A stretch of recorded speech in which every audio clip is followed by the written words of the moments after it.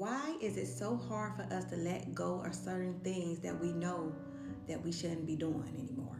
And if we don't know, if you do a little research and study, you should know. Like I say, there's no reason to be ignorant this day and age.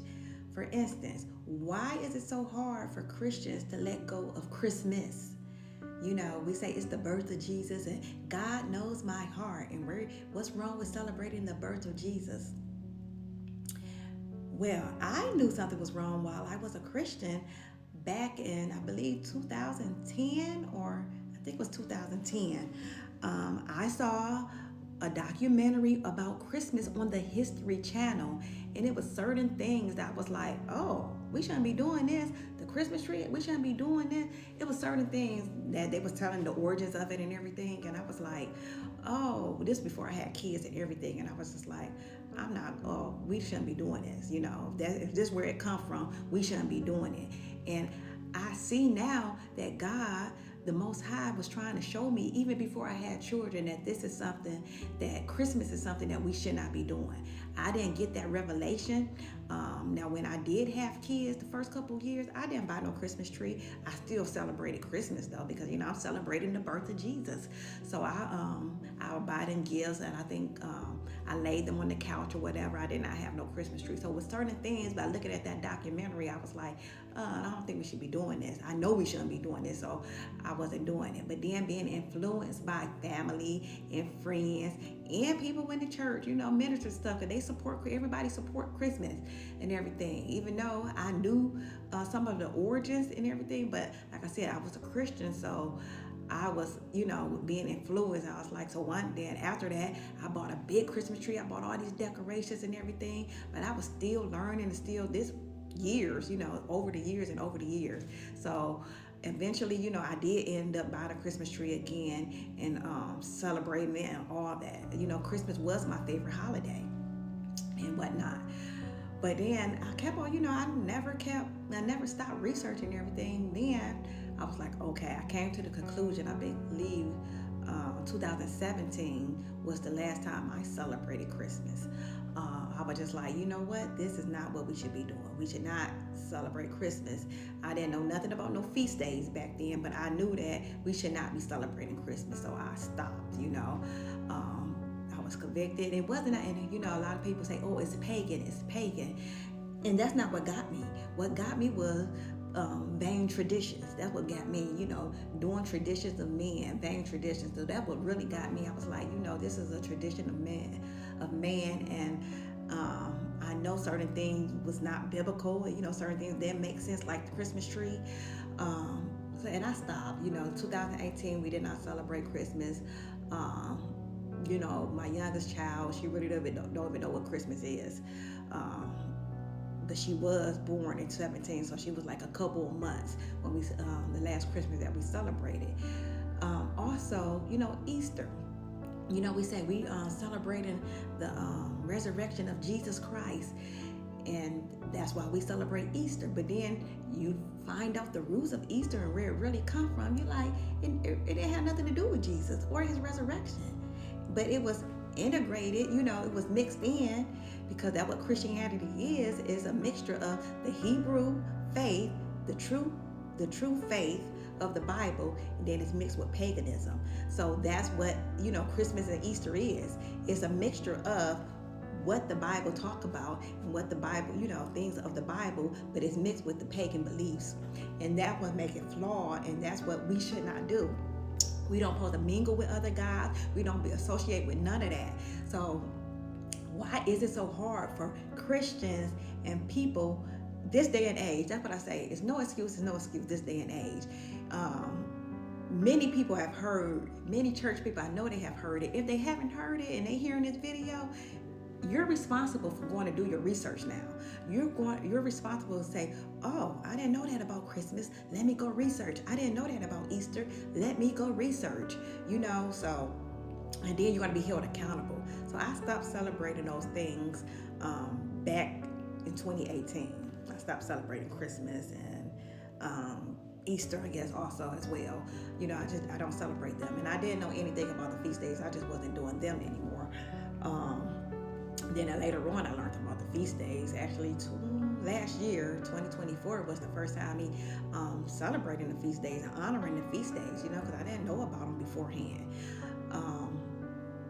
So it's a choice. It's a choice. But why are we doing it? The feast days, the spring feast, it represents the death, burial, and resurrection of Jesus, Yahshua. But we don't know that. But we choose to, the church choose to keep honoring Easter, instead of honoring Passover, when actually Jesus died, first fruits, actually when he rose, unleavened bread when he was in the grave, so those are the feasts, those are the spring feasts, but we don't honor them. We choose to do man-made traditions and man-made holidays instead of doing the holy days, the set apart times, the appointed times of the Most High. So I say to my pastors and to my Christian believers, why you choose to keep doing those things and say that it doesn't matter? Because God knows your heart. That's just an excuse. Yes, he says, your heart should be pure. You should be wanting to honor the things that he asking you to do. He asks you to do these things. That's what I have a problem with. When people say it doesn't matter. Why doesn't it matter?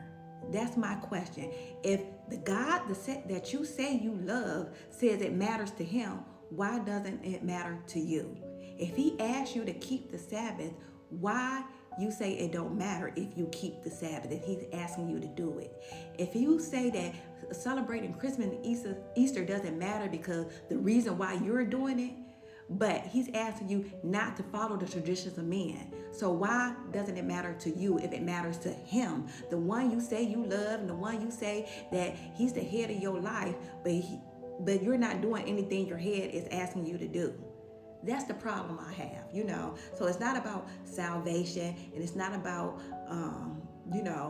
all that, like, oh, I'm doing this to try to earn salvation or anything. We already know that's not the case.